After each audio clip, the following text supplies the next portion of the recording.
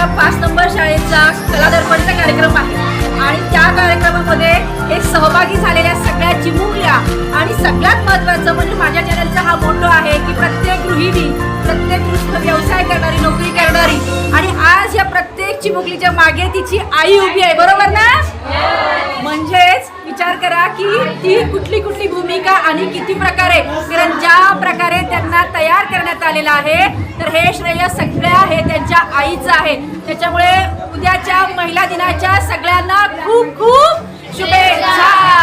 तर खऱ्या अर्थाने हा महिला दिन साजरा केला पाहिजे आणि तो दररोज केला पाहिजे, कारण ही जी मेहनत दिसते ही फक्त आणि फक्त आईच करू शकते, बाकी कुणीही नाही.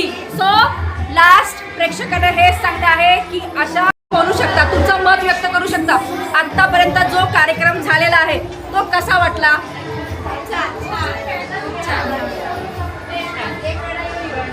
कसा वाटला? खूप छान. बरं, आता जे सध्या चालू आहे आपल्या इंग्रजी माध्यमाच्या शाळा आणि आपल्या मराठी शाळा, तर यामधलं पण आपलं आपलं मत सांगा. काय सांगाल? हां, तुम्ही सांगा. चांगलं आहे. मराठी शाळेमध्ये वेगवेगळे कार्यक्रम साजरे छान, मस्त, शाबाश, थँक्यू. आवडीनं भाग घेतात. बरोबर आणि सगळ्यात नृत्यामध्ये घाई गडबड त्या मुलांची तर उत्सव खूप मोठ्याने असतो. बरोबर. आणि इथं बघायला मिळतं जास्त मराठी शाळांमध्ये. बरोबर, हेच हवं होतं आणि म्हणूनच तुम्ही काय म्हणाल याबद्दल? सगळेजण खूप तुम्ही सगळेजण समाधानी आहात. तुम्ही काय म्हणाल? आणि तुम्हाला काय वाटतंय ग? शाळा टिकल्याच पाहिजे. टिकल्याच पाहिजे. मराठी शाळा ह्या टिकल्याच पाहिजे. तर तुम्हा सर्वांचे प्रेक्षकांनो खूप खूप धन्यवाद. आणि अशाच प्रकारे मराठी शाळांना आपण मराठी माणसानेच नव्हे तर सगळ्यांनीच त्याच प्रकारे पाठिंबा द्यायचा आहे.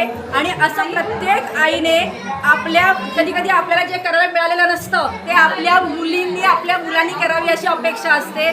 त्याच्यामुळे उद्याच्या महिला दिनाच्या औचित्यानिमित्त उद्या हा व्हिडिओ अपलोड केला जाईल. त्याच्यामुळे सर्वांनी ह्या चॅनलला सबस्क्राईब करा आणि तुमच्या सर्व नातेवाईकांमध्ये, ओळखीच्या माणसांमध्ये हा व्हिडिओ शेअर करा, लाईक करा, सबस्क्राईब करा. आणि सगळ्यांना पुन्हा एकदा महिला दिनाच्या खूप खूप शुभेच्छा. थँक्यू.